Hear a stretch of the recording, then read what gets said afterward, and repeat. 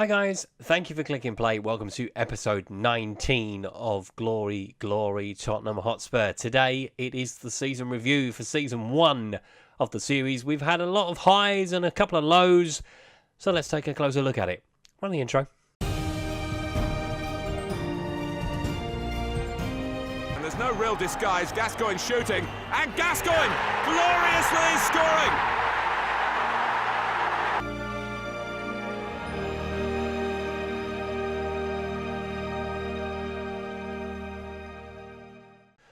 So we start off with the end of season awards and a surprise at number 1.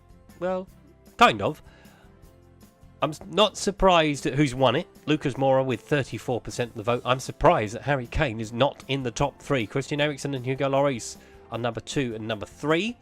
Signing of the season is Tom Rogic. It was only him and William Jose that we had to choose from. So I'm not surprised Tom won, really. He's contributed. Not a great deal, but he's contributed. Davinson Sanchez was voted the young player of the season. Christian Eriksen's goal against Leicester on the 24th of April was the goal of the season. Let's take a look at it. That was a free kick. It's a lovely free kick. Lovely bend on it. Lovely goal. And that was a crucial time in the game as well, because we weren't winning at that point. We were by the end. Obviously, we won 2-0 in the end. So taking a look at the stats as well. So Harry Kane finished top goal scorer with 37 goals, which is phenomenal. Jan Vertonghen had the highest average rating at 7.2. Lucas Moura with 17 assists, 6 goals, obviously 2 in the cup final against Manchester City. Harry Winks had the best pass completion rate with a 90% pass completion rate. Considering how many games he played, that's pretty good.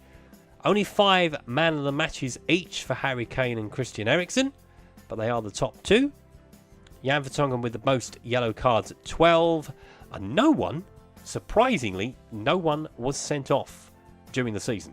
So the season review, there we are. Tottenham were expected to be among the leading contenders for the Continental Football qualification spots and lived up to the bidding by securing second place in the Premier League table. It doesn't say that, but we did. And we struggled to find our best form at times, but otherwise able to enjoy a campaign which saw them produce a highly respectable finish. Thank you, Vossen Bullzone. So as you would have seen, we lost to Real Madrid in the Champions League semi-final. We finished runners-up in the Premier League. We lost in the semi-finals against Everton in the League Cup. But we did manage to secure a trophy, the FA Cup, in the last episode against Man City. Match of the season was an early one. It was a 4-0 win over Fulham. The watershed moment came very early in the season as well against Manchester City with a 3-0 defeat at the Etihad. And we used a total of 31 players in the season, which was the highest in the Premier League. And with good reason. We used 31 players, I'll let you know. So Vincent Janssen was missing for 7 months. Juan Foyth was out for 4 months. Eric Lamela was out for 2 months totally. Harry Winks missed 3 months. Moussa Dembele missed 4 weeks, but had 5 injuries during the season. Tom Rogic, despite being with us only a short amount of time, had 5 injuries. Danny Rose had 7 injuries. So there is a good reason why we used quite a lot of players, because we had quite a lot of injuries. Crucially, and I'll say it crucially, where is Harry Kane? There he is. He missed a total of 10 days. If Harry Kane had missed more than that, we'd have probably been in quite a lot of trouble. A few of the other awards to look at. So Christian Eriksen was selected in the Premier League Team of the Year. So Ederson was in goal. Valencia, Van Dijk, Keane, Shaw, Salah, Mata, Sanchez, Sigurdsson, Morata, along with Christian Eriksen. No Harry Kane, surprisingly. And that's probably because Morata was named the top goal scorer in the Premier League. 19 goals, level with Harry Kane, but beat him by virtue that he'd played less time, with Aubameyang in 3rd place. Another interesting thing to take a look at is the transfer spend through the season. So we spent a total of £676 million on players. Only 5 teams made a profit on their players. We made a loss, but only a £9 million loss. Manchester United made a £147 million loss on their players. So, considering, we did rather well. Everton were top with 18.52, incidentally. So just to recap the Premier League table, obviously Manchester United won the title. We finished second. So Liverpool and Arsenal qualified for the Champions League. Manchester City, Chelsea and Everton now qualify for the Europa League. Cardiff, West Ham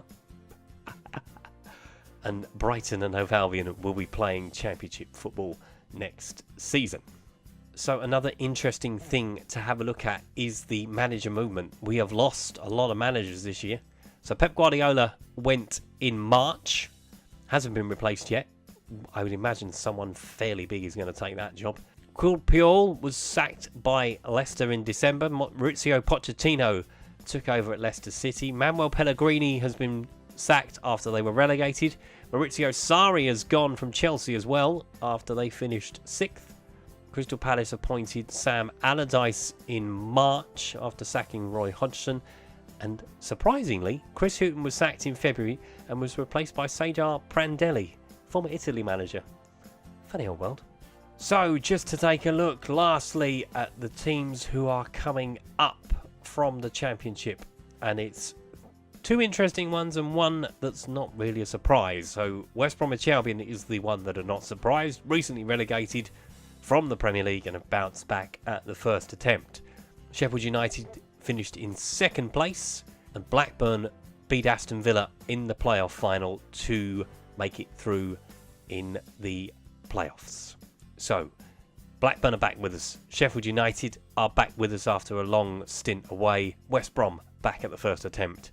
Are they any better than the 3 that have gone down? It might make the league slightly weaker, but probably not by much. So there we go. End of season review done and dusted. It'll be interesting to see who takes over from Pep Guardiola and Maurizio Sarri as we move into season 2. We've already got some transfers lined up. Hopefully we can complete those. We will take a look at those next time around. If you've enjoyed today's video, please leave a like. If you haven't subscribed to the channel and would like to do so, please hit the subscribe button down in the corner. That was episode 19 of Glory Tottenham Hotspur. I'll see you next time for season 2. Thanks for watching. Goodbye.